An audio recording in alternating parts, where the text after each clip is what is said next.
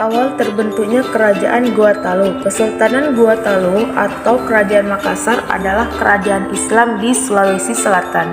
Lokasi Kerajaan Gua Talu berada di Kabupaten Goa, Sulawesi Selatan. Kerajaan ini merupakan gabungan dari dua kerajaan yang berasal dari keturunan Kerajaan Goa yang didirikan oleh Tumanurung Bainea pada abad ke-14. Pada abad ke-15, kerajaan ini dibagi menjadi dua, yaitu Kerajaan Goa dan Kerajaan Talu. Pada masa pemerintahan Raja Deng Mantanre Kareng Tupang Risikalona, Goa dan Talu bersatu dan sejak saat itu disebut sebagai Kerajaan Goa Talu atau Kerajaan Makassar. Pada akhir abad ke-16, Kerajaan Goa Talu memasuki masa Islam dan berubah menjadi kesultanan. Raja-raja Kerajaan Goa Talu: 1. Tumanurung Bainea, 2. Deng Mantanre 1546 Masehi, 3. Sultan Alauddin 1593 sampai 1639 Masehi, 4. Sultan Malikus Said 1639 sampai 1653 Masehi, 5. Sultan Hasanuddin 1653 sampai 1669 Masehi, 6. Sultan Amir Hamzah 1669 sampai 1674, 7. Sultan Muhammad Ali 1674 sampai 1677 Masehi.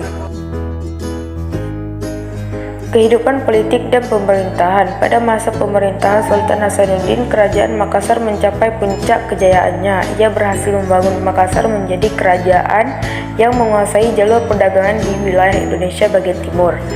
Pada masa Hasanuddin terjadi peristiwa yang sangat penting, persaingan antara Goa Talu dengan Bon, yang berlangsung cukup lama diakhiri dengan keterlibatan Belanda pada Perang Makassar. Bon merupakan wilayah kekuasaan Makassar yang dipimpin oleh Arupalaka, menawarkan kerjasamanya untuk membantu Belanda. Perang ini juga disulut oleh perilaku orang-orang Belanda yang menghalang-halangi pelaut Makassar membeli rempah-rempah dari Maluku dan mencoba ingin memonopoli perdagangan. Keberaniannya melawan Belanda membuat Sultan Hasanuddin dijuluki ayam jantan dari timur oleh orang-orang Belanda sendiri. Dalam perang ini, Hasanuddin tidak berhasil mematahkan ambisi Belanda untuk menguasai Makassar. Dengan terpaksa, Makassar harus menyetujui perjanjian Bongaya 1667 yang isinya sesuai dengan keinginan Belanda, yaitu 1. Belanda memperoleh monopoli dagang rempah-rempah di Makassar. 2. Belanda mendirikan benteng pertahanan di Makassar. 3. Makassar harus melepaskan daerah kekuasaannya berupa daerah di luar Makassar. 4. Arupalaka diakui sebagai Raja Bon.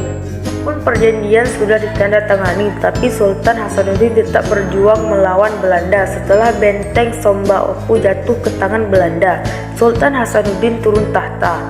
Kekuasaannya diserahkan kepada putranya, Mampa Somba. Belanda berharap Mampa Somba dapat bekerja sama, namun sebaliknya ia meneruskan perjuangan ayahnya.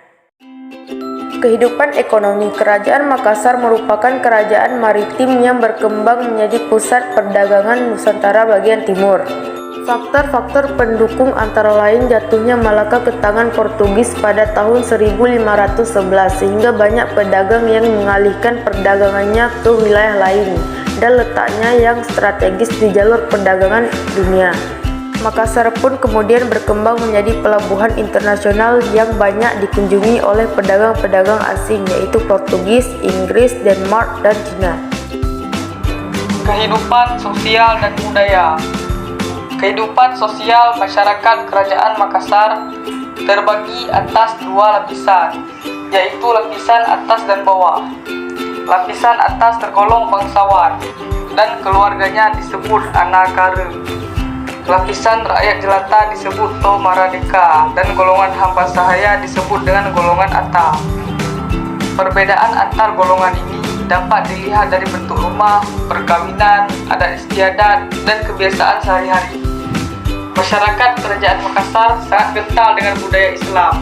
Mereka pandai mengembangkan seni bangunan seperti masjid, keraton, dan pandai dalam pembuatan kapal. Kapal mereka disebut pinisi dan lombu. Peninggalan Kerajaan Goa. 1. Istana Bala Lombua. 2. Masjid Katangka. 3. Benteng Fort Rotterdam. 4. Benteng Somba Opu. 5.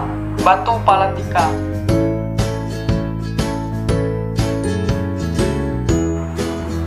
Runtuhnya kerajaan Goa.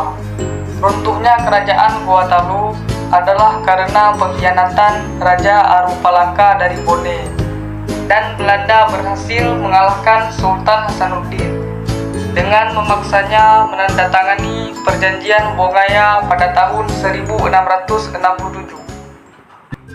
Sekian dari kelompok kami, lebih dan kurang kami mohon maaf. Wassalamualaikum warahmatullahi wabarakatuh.